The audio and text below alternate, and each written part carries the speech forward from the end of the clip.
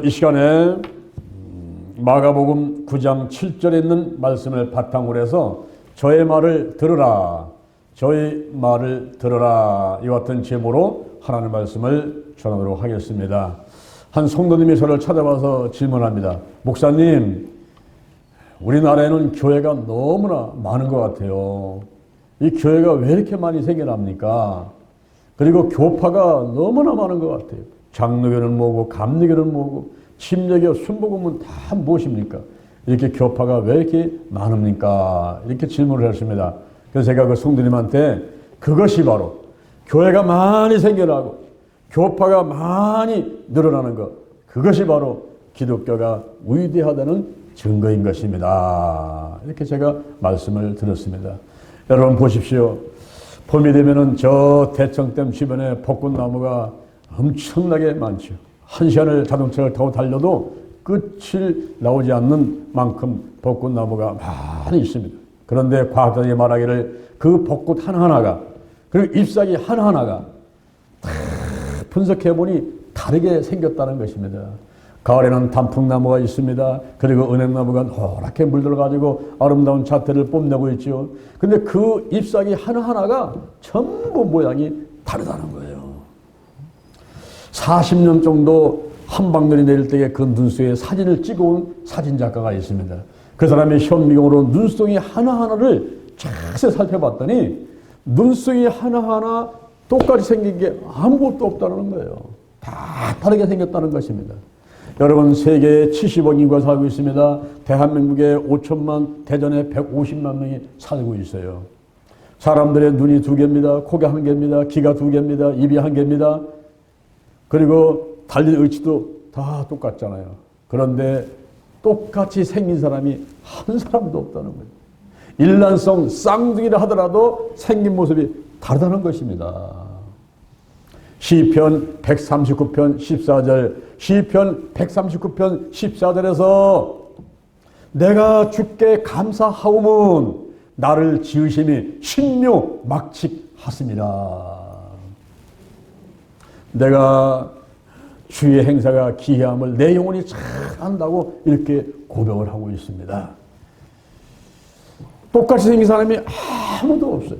나는 나고, 그리고 너는 너고, 나는 이전부터 이후까지 나하고 똑같이 생긴 사람이 아무도 없단 말이에요. 이것이 정말 얼마나 신기한 일인지 구경 중에 가장 재밌는 구경은 사람을 구경하는 구경이라고 저는 생각합니다.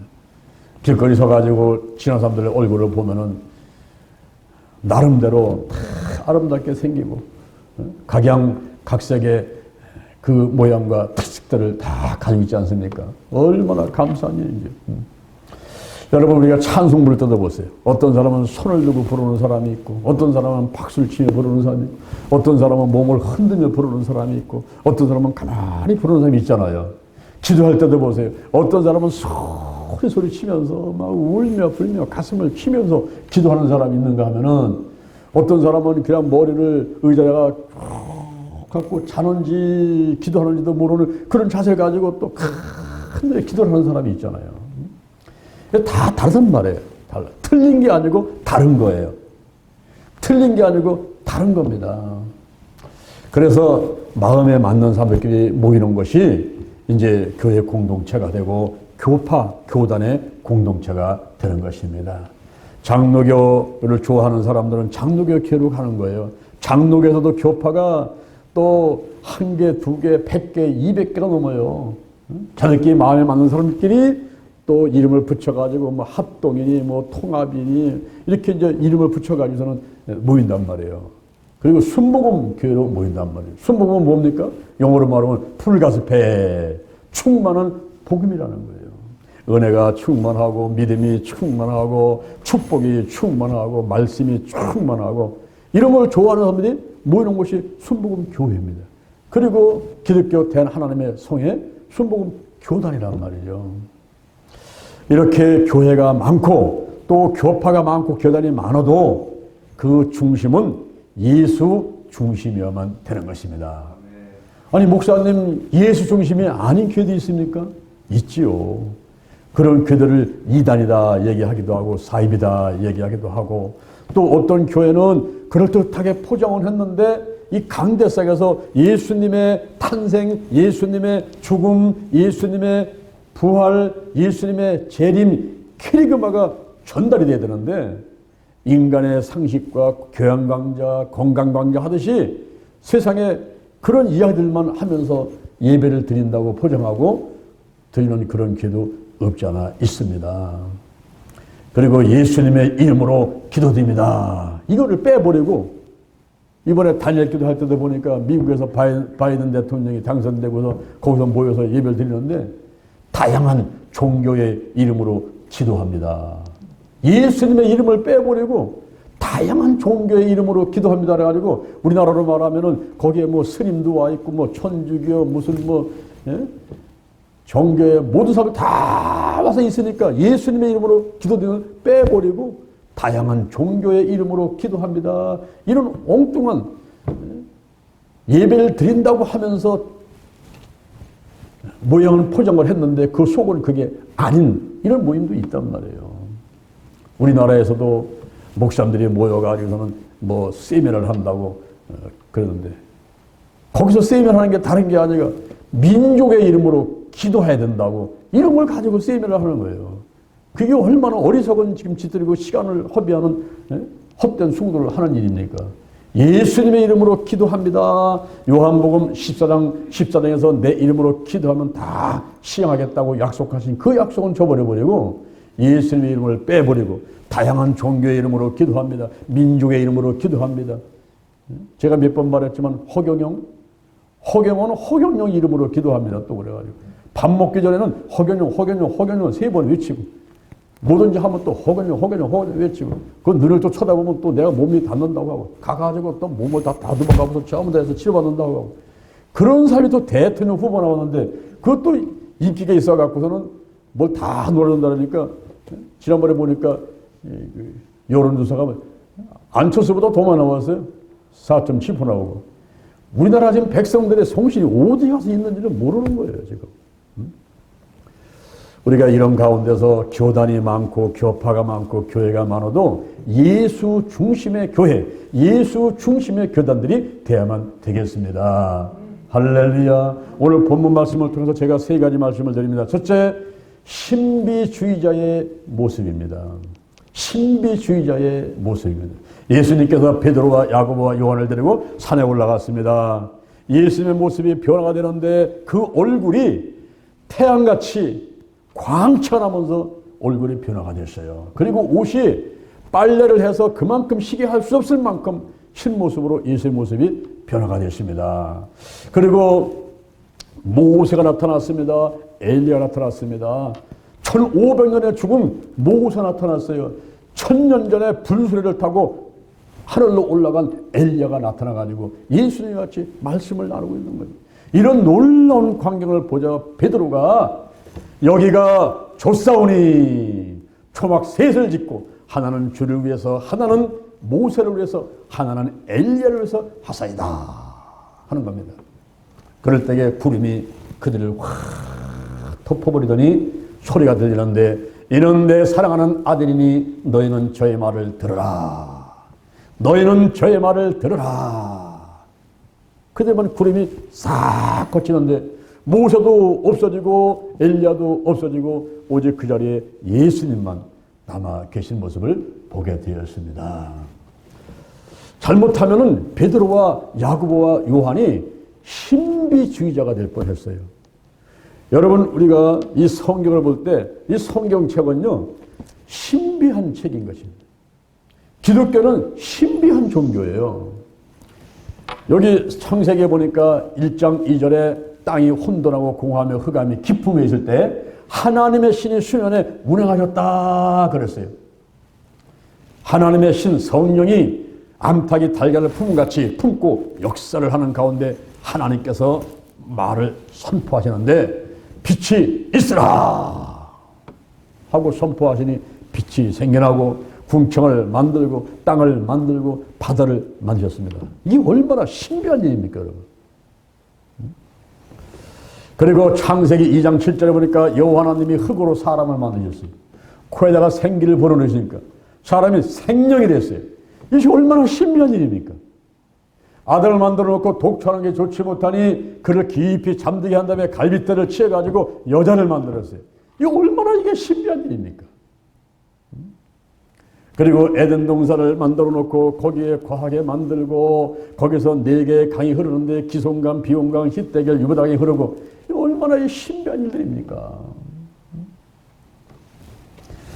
그리고 애굽에서 430년간 고통 가운데 고난 속에서 살던 이스라엘 백성들을 하나님께서 구출하기 위해서 모세를 보내고 거기서 많은 재앙을 일으키지 않습니까? 피, 개구리, 이, 파리, 악질, 독종, 흑암해 그리고 장자의 죽음 이런 재앙들을 일으켜 주면서 바로가 항복하게 했는데 한 번 항복했다가 번복하고 항복했다가 번복하고 그러는 가운데 어린 양을 잡아가지고 좌저진방에 바른 이스라엘 백성들의 집은 전부 죽음이 넘어가고 그리고 그 장자의 재앙으로다가 애굽의 바로의 왕의 장자로부터 맷돌되는 여자의 장지까지 전부 장자를 죽이니 거기서 항복하지 않습니까? 이게 얼마나 신비스러운 일입니까, 여러분?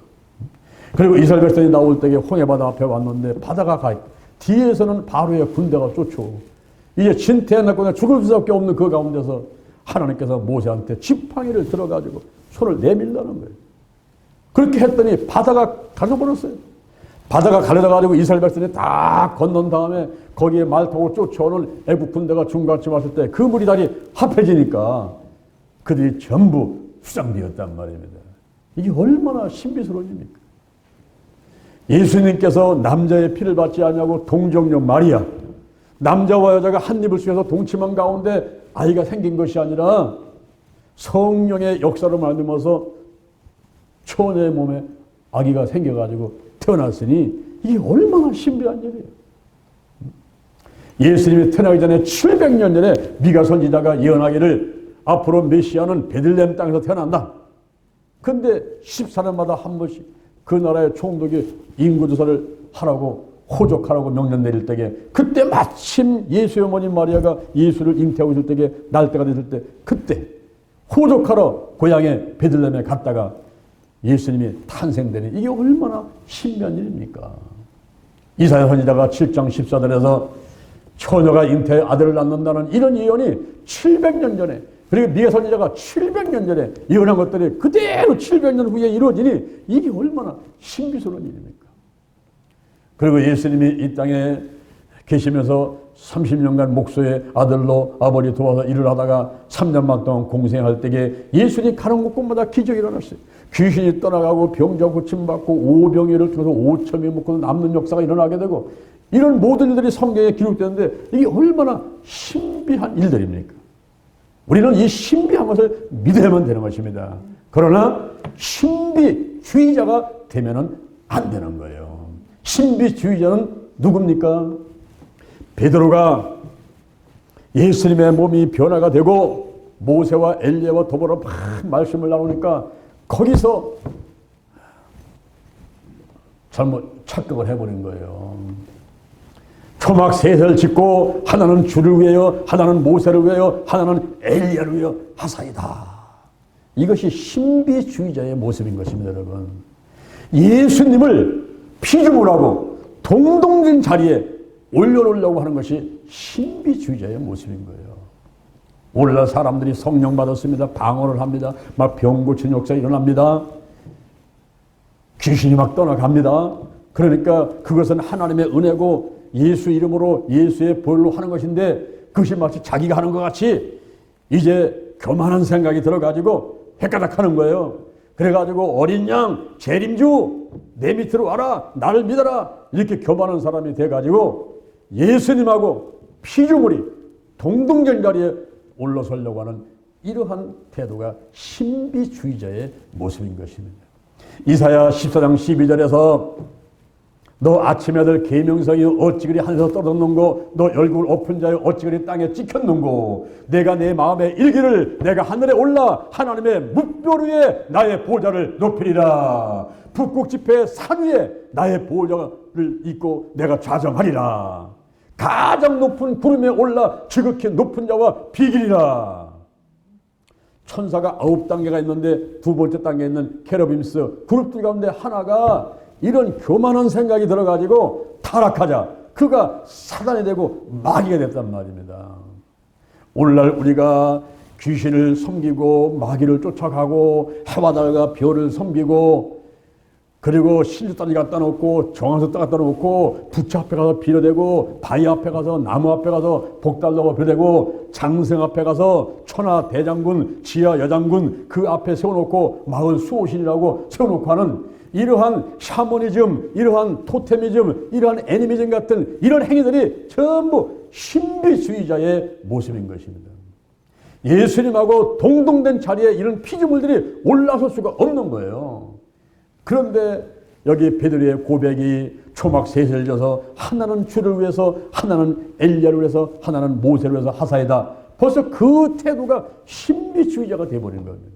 피조물하고 예수님을 동등된 자리에 올려놓고서는 섬기려고 하는 잘못된 이러한 행위를 하게 된 거예요. 오늘날 이단 교도들이 바로 자기가 어린 양이다 내가 재림이다 해서 예수님 자리에 올라가가지고 앉아있지 않습니까? 문선명이가 자기가 재림주가 돼가지고 예수님하고 동등된 자리에 앉아가지고 내가 재림한 주님이다 라고 외치고 있지 않습니까? 이런 것들이 신비주의자의 모습이라는 거예요. 우리가 성령 받고 방언하고 병고침하고 지혜 말씀하면서 지식의 말씀에서 다 필요한 거죠. 근데 그것은 성령의 나타남이에요. 내가 소유한 것이 아닙니다. 내 것이 아니고 성령이 나타나시는 거예요. 하나님의 은혜인 것이. 그래서 종교 개혁을 하면서 마틴 루터가 말하기를 오직 성경, 오직 은혜, 오직 믿음, 오직 그리스도, 오직 하나님께 영광, 하나 더 플러스 한다면 오직 성령이라고 외치면서 이 천주교의 잘못된 것을 갈아엎어가지고 개혁을 한 것이 종교 개혁인 것입니다. 오늘 바로 우리는 우리의 생각과 마음을 개혁을 해야 돼요. 하루, 한 시간, 순간순간 우리의 몸과 마음의 생각을 뒤집어가지고 올바른 것을 찾아서 달려가야만 되는 것입니다. 예수 중심이 되어야 되는 것이고 그리고 삼일체 하나님, 성부, 성자, 성령님 이분은 창조주 하나님이고 나머지는 다 피조물입니다. 천사도 귀신도 사단도 마귀도 그리고 해와 달과 별도 그리고 산천초목도 전부 피조물인데 그러므로 우리는 삼위일체 하나님을 찬양하고 경배하고 높여야지 천사 앞에 가서 숭배하고 귀신 앞에 가서 절하고 해와 달과 별을 섬기고 부처를 섬기고 사람을 섬기고 이단 그들을 쫓아가고 하는 것 이런 것은 신비주의자의 모습이기 때문에 신비주의자가 되어서는 안 되겠다 하는 것입니다. 그 다음에 둘째 인본주의자의 모습입니다. 예수님께서 이제 산에서 몸이 변화된 다음에 베드로와 야고보와 요한을 태우고 산에서 내려오셨죠. 그때 밑에 있는 9명의 제자와 그리고 사두개인들, 바리새인들, 서기관들이 모여가지고 웅성웅성 변론을 하고 있어요. 예수님 보시면 너희가 무엇을 변론하느냐? 근데 그 무리 가운데 한 명이 와가지고 주여 제 아들이 귀신 들렸습니다. 귀신이 어디서 저를 잡으면 거품 흘리고 꼬꾸라지고 이를 가며 팔에서 갑니다. 귀신은 내가 쫓아려고 데려왔는데 제자들이 하지 못하고 있습니다. 이러면서 예수님께 보고를 드리는데 보니까 그 자리에 서기관들이 있어요. 이 서기관들은 성경에 능통된 자들. 사두개인들이 있습니다. 이 사람들은 율법에 아주 능통한 바리새인들 율법에 능통한 사람들. 이 사두개인들은 천사도 없다. 귀신도 없다. 그렇게 외치는 사람들이었어요. 그런데 이들이 같이 제자들과 같이 변론을 하면서 그 귀신 들린 아이를 귀신을 내어 쫓으려고 노력도 하면서 애쓰고 있는 것입니다. 오늘날도 서기관들과 같이 그리고 바리새파 같은 그런 사람들이 있어요. 기적의 시대는 지나갔다는 거예요. 벌써 모세 시대 때, 엘리야 때, 엘리사 때 그때가 기적의 시대인데 오늘날 무슨 기적이 일어났냐. 지금 귀신 들린 아이가 귀신이 떠나가겠느냐. 이런 기적은 없다라고 그 자리에서 변론하고 있습니다. 오늘날도 그런 목사님들, 그런 손들이 많이 있어요. 세상 사람들은 두 번째 쳐놓고 예수를 믿는다고 교회 와 있으면서도 기적의 시대가 지나갔다는 거예요. 예수님 시대에 끝났다는 겁니다. 사도 시대에 끝났다는 겁니다. 여기 지금 산 아래에서 바리새파 그리고 서기관들과 제자들과 무리들이 변론하고 똑같은 상태로 오늘날 재현되고 있어요. 그들은 모세대 때, 엘리사 때, 엘리야 시대 기적이 끝났다는 겁니다. 귀신이 떠나가고 이런 일은 없다는 거예요. 오늘날 바로 목사님들, 성도님들이 뭐 세상 사람은 두번 쫓아놓고 이제 모든 치유의 시대는 끝났다. 이렇게 이제 주장을 하고 있는 것과 똑같은 상황이었습니다. 그리고 이 사두개인들은 천사도 없다, 귀신도 없다, 사단도 없다, 부활도 없다. 이렇게 주장하는 사두개인들이었어요. 그러면서 정신병이 들렸으면은 병원에 가서 약을 먹고 수술을 해야지 그거를 기도한다고 나느냐. 이렇게 주장했던 사람들이 사두개인들이었어요. 오늘날도 똑같습니다. 지금 세상에 예수를 믿지 않는 사람들은 뭐 그렇다 치더라도 예수 믿는 사람들까지도 어떤 가족 중에서 친척 가운데서 누가 귀신 들려가지고 지금 어려움을 당하고 있으면은 먼저 약을 먹고 병원에 가라고 얘기를 하지. 그 정신병이 낫겠냐? 기도한다고 낫느냐? 이러면서 기도를 먼저 하지 않는 그런 경우도 많이 있습니다. 우리가 인본주의자라는 것은 이성과 상식과 과학과 의학이 이 믿음보다도 앞에 있는 것을 인본주의다 그러면 오늘날 신앙생활 하는 사람들이 머릿속에 이성, 상식, 과학, 의학으로 손에 보이는 거, 잡히는 거, 눈에 보이는 거, 앞에 있는 거 이것만 참 믿으려지 잘 안 믿으려고 그래요. 그래서 이성과 상식과 과학과 의학에 의해서 합리적인 거 이런 것만 받아들이려지 그렇지 않은 것은 잘 받아들이지 않으려고 하는 그런 생각들을 가지고 있습니다. 이런 인본주의적인 삶을 살아가고 있어요. 여러분 보세요. 지금 미국의 로스앤젤레스 탐지에서 한국에서 일어나고 있는 이상한 일 한 가지를 보도를 했습니다. 우리 한국에서 어떤 일이 벌어지고 있느냐 하면은 어머니들이 자기 아이들을 데리고 병원에 가가지고 수술을 하는데 몸이 아파서 수술하는 것이 아니라 이 혓바닥 밑을 절개 수술을 시킨다고 그래요. 왜 혓바닥 밑을 절개 수술을 하느냐 하면은 영어를 해야 되는데 이 L자하고 R자 발음이 잘 이게 구분이 안 됩니다. 이게 이제 우리 한국인들은 이 혓바닥 밑이 뭐가 잘못돼가지고 미국 사람들 같이 옷고수 굴러가듯이 그냥 계속 굴리는 그런 발음이 잘 안 된다는 거예요. 이래가지고 레슬링 이래야지 레슬링 이렇게 안 되잖아요. 그래서 그 L자하고 R자 이 발음을 잘하게 만들기 위해서는 혓바닥 밑을 절개를 해야 된다. 이렇게 이제 어머니 생각해가지고 성형외과에 가가지고는 수술을 하는데 압구정동의 성형외과에서 얘기하는데 한 달에 10건 이상이 그런 수술을 해달라고 온다는 겁니다. 근데 그것도 5살 미만짜리. 5살이 벌써 넘어서 보게 되면 이게 안 된다는 거예요. 그러니까 5살 미만짜리 어린아이들 데리고 와가지고 이 아이들을 전신 마취 시켜놓고는 혓바닥 밑을 절개하는 수술을 하는 거예요. 그래서 영어를 잘하게 만들어가지고 출세하게 만들어가지고 행복하게 송곳도로 살아가게 만들려고 하는 그런 어머니들의 생각, 그것이 바로 인본주의자의 생각인 것입니다. 여러분 성경에 보면 어떻습니까? 잠언 16장 9절에 사람이 마음으로 자기 일을 계획할지라도 그 걸음을 인도하시는 분은 여호와 하나님이시니라. 신명기 8장 18절에 내 하나님 여호와를 기억하라. 그가 내게 재물 얻을 능을 주셨음이니라. 여호와 하나님께서 생사복을 흥망하시고 그리고 물질의 능도 주시고 넉넉하게 살도록 축복하시는 것을 믿어야 될 텐데 그렇지 않고 내가 공부를 많이 하고 능력을 갖추고 또 기술을 배우고 경험을 많이 쌓고 우리의 노력으로다가 어떤 성과를 이뤄낸다고 생각하는 것 자체가 그것이 바로 인본주의자의 모습인 것입니다. 근데 성경에 보니까 잠언 3장 15절에 지혜는 진주보다 귀하니 너의 사모는 모든 것으로 이에 비교할 수가 없도다. 우편선에는 장소가 있고 좌편선에는 부귀가 있고 그 길은 즐거운 길이고 그 첩경은 마지막은 다 평강이다. 지혜를 얻은 자는 생명 나무라 지혜를 가진 자가 복되도다.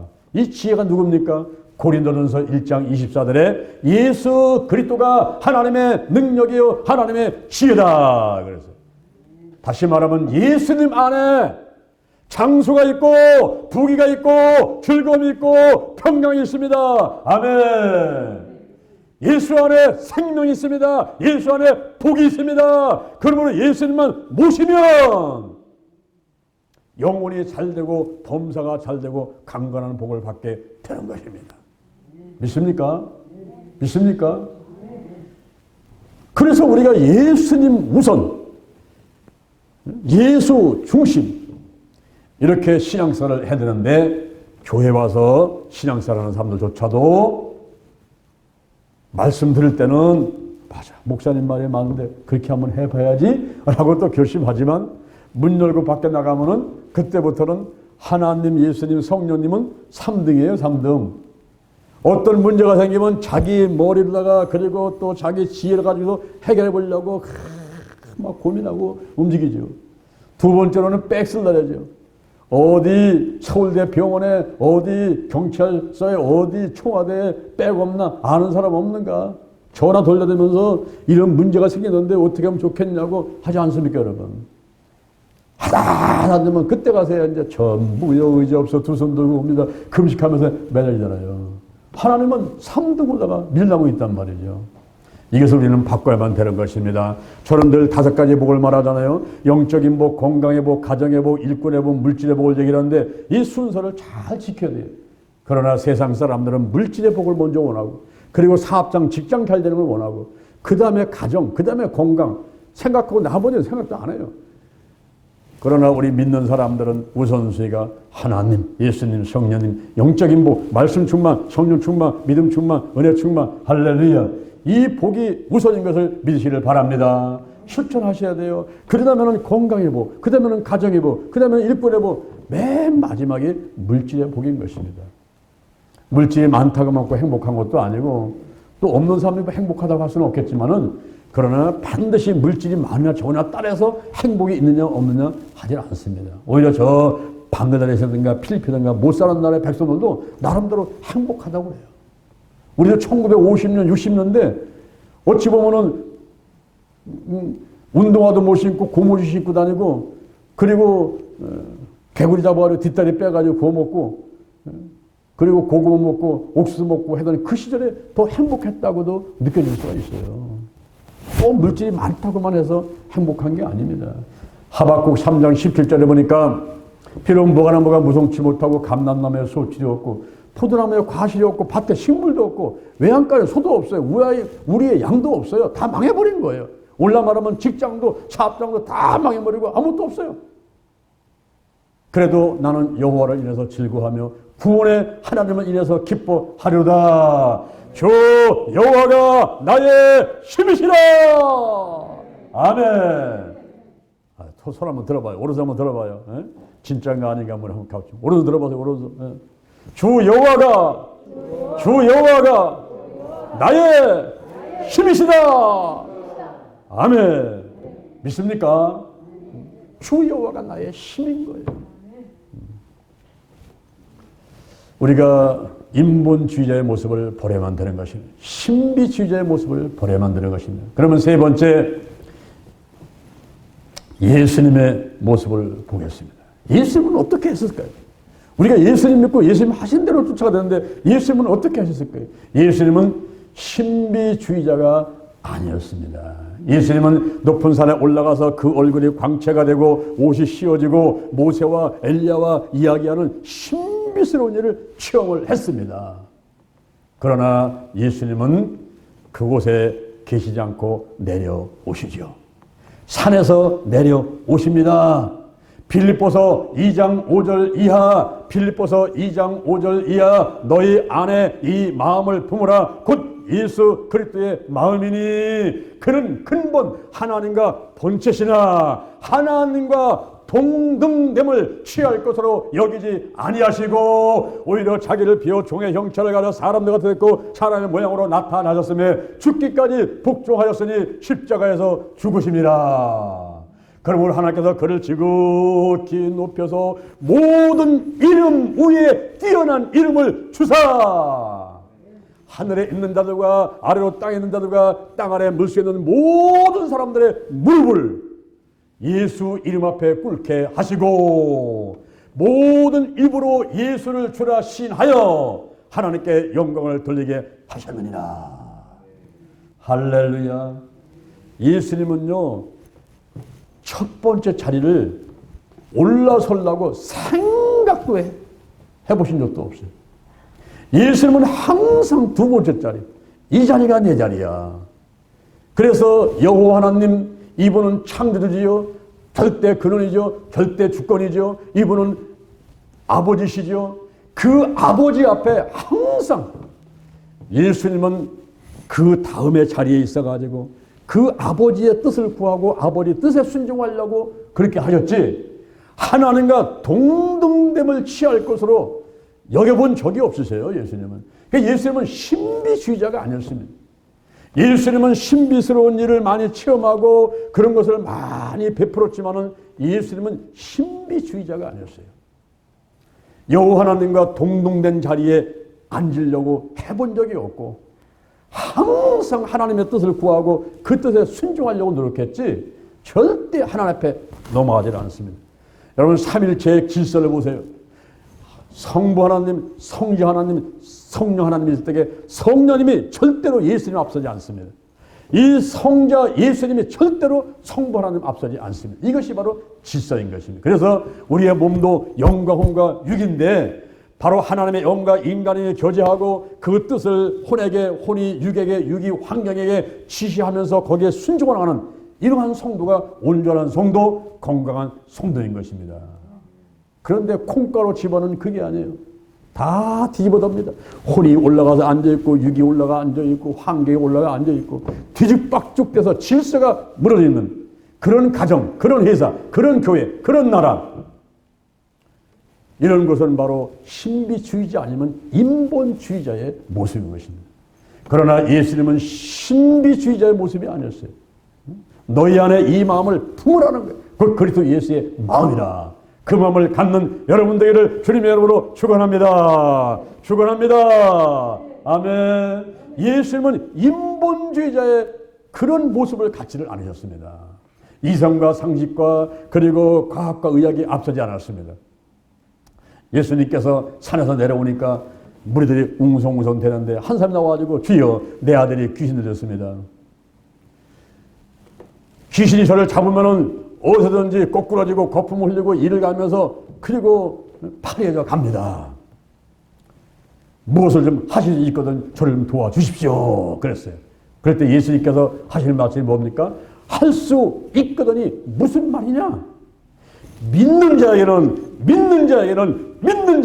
능치 못함이 없느니라. 예수님은요, 이성, 상식, 과학, 의학보다도 믿음이 앞서고 있었단 말입니다. 이 이성과 상식과 과학과 의학이 앞서는 것을 인본주의자의 모습이라고 한다면 예수님은 그렇지 않았다는 거예요. 예수님께서 아이를 데리고 오라고 합니다.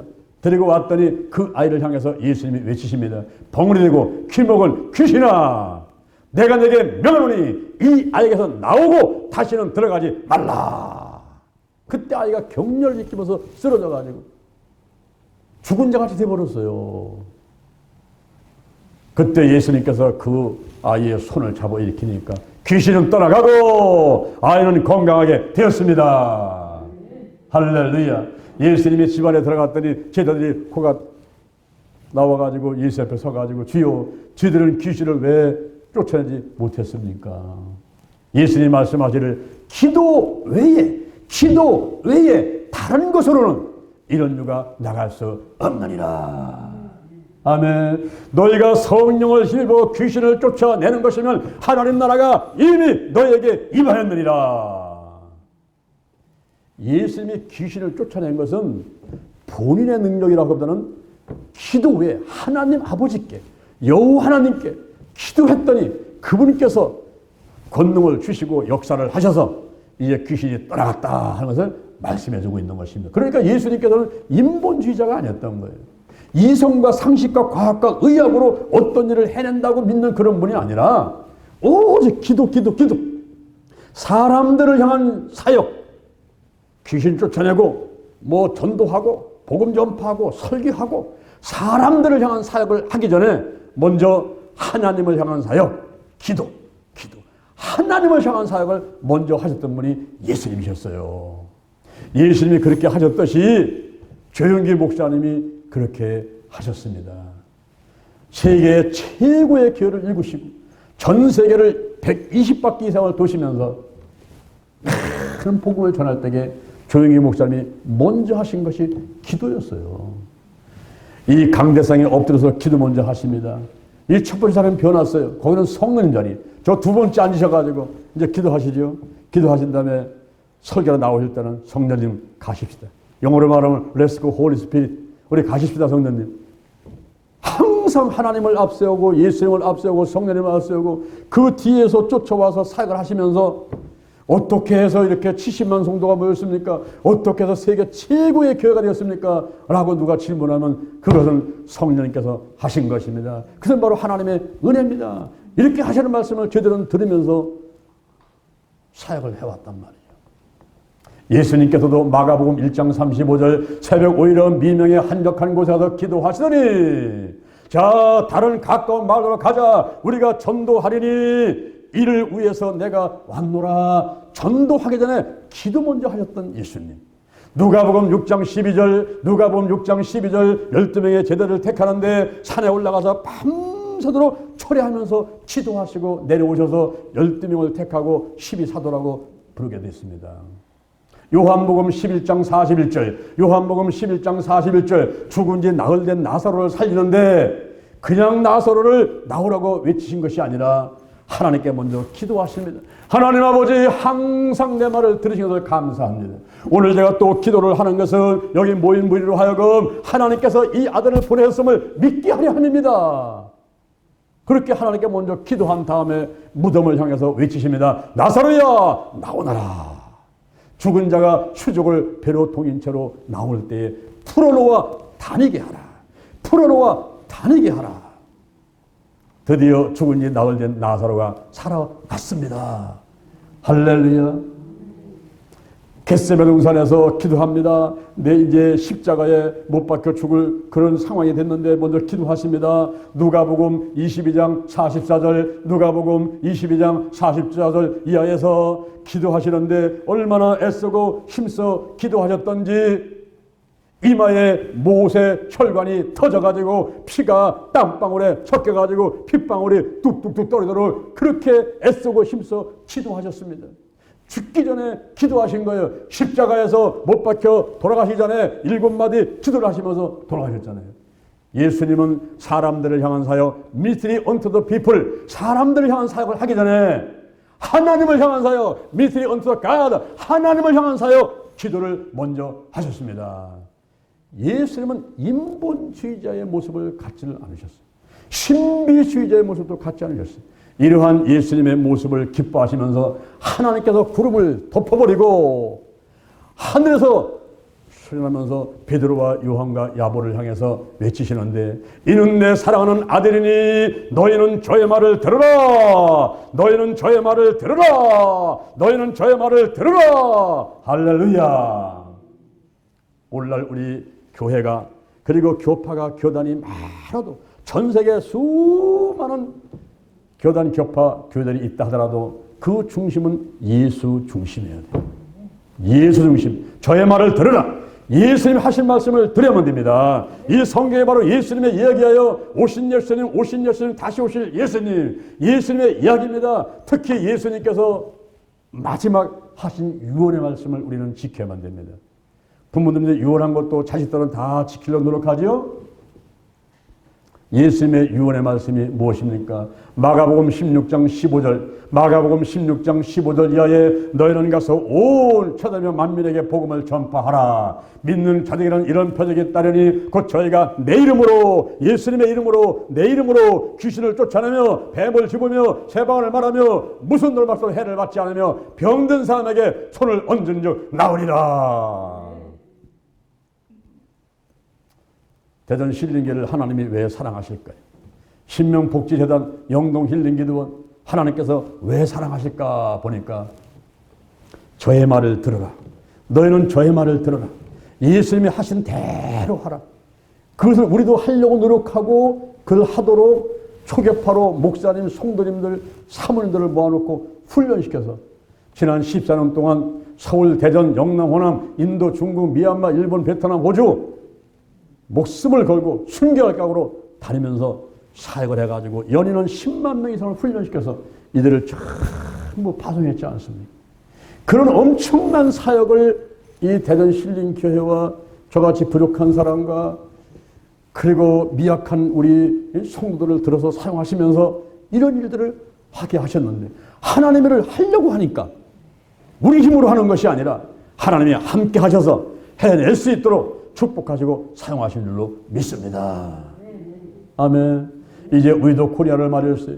이제는 우리가 코로나 시대가 끝나고 우리가 이제 11월 달 준비합니다. 12월 달 준비합니다. 그리고 2022년 1월 달부터 우리는 금식성일을 또 들어갑니다. 그래가면서 다시 뛸 겁니다. 주님 오실 때까지, 주님 앞에 갈 때까지, 순교하는 순간까지 뛰는 것입니다. 한 영은 그 생명을 귀한 줄로 알고 생명을 살리고 사명자를 양성해서 한국과 세계로 파송해 민족복음화 세계복음을 이루기 위해서 다시 한번 뛰어야 되겠습니다. 할렐루야. 우리는 신비주의의 모습을 버려야 돼요. 인본주의자의 모습을 버리면 되는 것입니다. 예수 중심, 말씀 충만, 예수 충만. 할렐루야. 오늘 우리가 성찬 예배를 드립니다. 떡을 떼고 포도를 마십니다. 이것을 왜 하라고 했을까요? 주님의 죽으심을 오실 때까지 전하라. 주님의 죽으심을 오실 때까지 전하라. 예수님이 왜 이 땅에 태어나시고 왜 죽으셨는지, 왜 부활하셨는지, 왜 재림한다고 하시는지, 바로 예수 중심, 예수 충만, 말씀 충만, 이것을 전하라는 거예요. 저의 말을 들으라, 저의 말을 들으라, 저의 말을 들으라. 할렐루야. 실천하기 위해서 우리가 떡을 떼고 포도를 마시는 성찬을 하게 되는 것입니다. 할렐루야. 오늘 이 시간에 여러분의 가슴에 손을 한번 얹어보세요. 가슴에 손을 얹고 저의 기도를 한번 따라하시기 바랍니다. 우리가 떡을 떼고 포도를 마시기 전에 예수 중심, 말씀 충만, 예수 충만으로 다시 한번 무장을 해야만 되겠습니다. 하나님 아버지, 저는 죄인입니다. 어디에서 와서 무엇 때문에 살며 어디로 가는지 방황하며 살아왔습니다. 이 시간 말씀을 듣고 가슴에 손을 얹었습니다.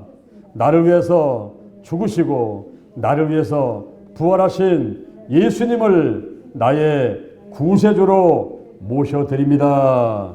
예수의 보혈로, 십자가 보혈로 나의 원죄, 자범죄가 깨끗하게 씻겨지도록 하시옵소서. 지금부터 천국 갈 때까지 나의 영, 혼, 육, 환경에 모든 더러운 질병을 치유해 주옵시고 새 사람으로 살게 하여 주옵소서. 예수님의 이름으로 기도드립니다. 아멘. 제가 성경 읽고 기도한 다음에 우리가 찬송가 281장을 들으시면서 떡을 떼고 포도를 마시는 시간을 갖도록 하겠습니다.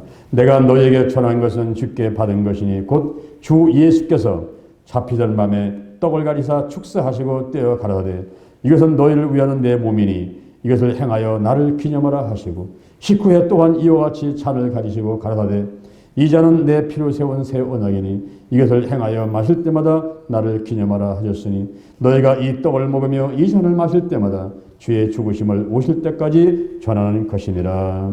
살아계신 하나님 아버지, 오늘 저희로 하여금 그리스도의 깨어진 몸과 흘리신 피를 받아 주의 귀한 성찬에 참여하게 하심을 감사드립니다. 이제 성찬을 통해서 하나님의 은혜와 예수 그리스도의 구속의 은총을 체험하게 해주심을 감사하옵나이다. 성령의 은혜를 통하여 저에게 믿음을 더해 주시고 그로 말미암아 하나님의 놀라운 역사를 체험케 하옵시며 주의 풍성한 축복과 은혜 안에 거하게 하여 주시옵소서. 예수님의 이름으로 기도드리옵나이다. 아멘. 찬송가 281장을 드리도록 하겠습니다.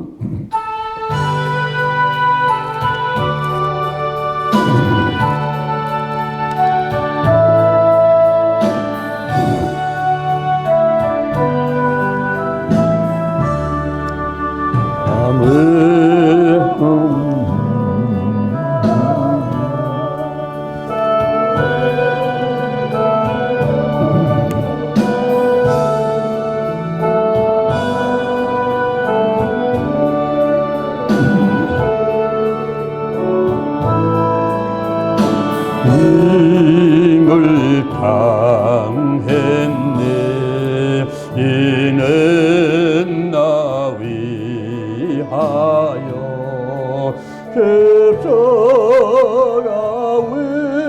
위에서 못 박히사 깨뜨리신 주님의 몸이시 이는 나 위하여 영광을 받으사 벼가치는 대신 그의 보혈 이는 주가 지금 나에게 주신 영생하는 양식이 마시는 자리신 심히 사모하는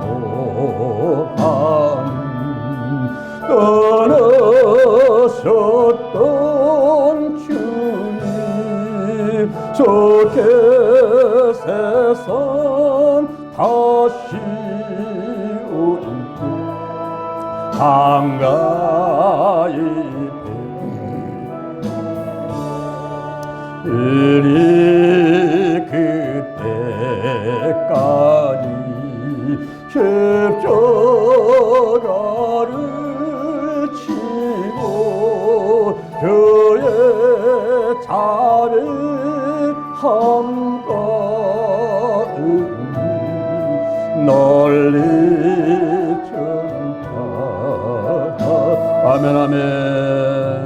여러분의 몸에 손을 주시기 바랍니다. 저의 기도를 따라하시기 바랍니다. 여호와 하나님을 찬양합니다. 예수님, 성령님을 찬양합니다. 성령님 인정합니다. 환영합니다. 모셔드립니다. 오시옵소서. 바람같이 불같이 임하시고 역사하옵소서. 더 뜨겁게 더 충만하게 역사하옵소서. 내 안에 계신 성령이여 넘쳐 흐르소서. 내 가족에게 이웃으로 한국으로 세계로 넘쳐 흐르소서. 생각나게 하시고 가르쳐 주시고 인도하시고 운행하시옵소서. 제게 복의 복을 더하소서. 영적인 복, 건강의 복, 가정의 복, 일꾼의 복, 물질의 복을 내려주시고 나의 지경을 넓혀주시고 주의 손으로 나를 도와주셔서 환난을 벗어나 근심이 없게 하여 주옵소서. 영권, 인권, 물권으로 무장했습니다. 영력, 지력, 체력, 도덕력, 정직, 성실, 근면, 충성, 온유, 겸손, 인내, 감사로 무장했습니다. 나사렛 예수 그리스도의 이름으로 명하노니 죽음에여 우상에여 거짓에여 음란에여 미움에여 욕심에여 교만의 영, 의심의 영, 가난의 영, 저주의 영, 실패의 영, 질병의 영들이 다 드러나고 떠나갈지어다. 떠나갈지어다. 근심, 욕심, 의심, 염려가 떠나갔다. 신뿌리, 나쁜 습관들, 가난, 영, 혼, 유, 환경의 모든 질병들은 다 드러나고 떠나갈지어다. 떠나갈지어다. 고침 받았다. 치유 받았다. 오늘이 내 인생의 절반이다. 오늘이 내 인생의 가장 젊은 날이다. 오늘부터 시작하여 여호와 하나님께서 나를 한국과 세계에서 크게 쓸 것이며 나와 함께 하신다. 만군의 여호와 하나님이 함께 하시니 내가 점점 강성하여 가니라. 오늘이 현재요. 오늘이 선물이다. 오늘 예배드리고 오늘 은혜 받고 오늘 기도하고 오늘 치유받고 오늘 전도하고 오늘 생명 살리고 오늘 교회 부흥시키고 오늘 하나님의 뜻에 절대로 순종하자. 나부터 거룩하겠습니다.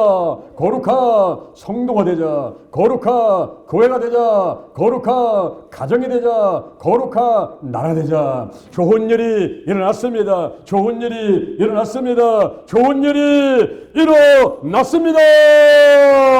감사합니다. 사랑합니다. 축복합니다. 예수님의 이름으로 기도드립니다. 아멘. 할렐루야. 우리 하나님께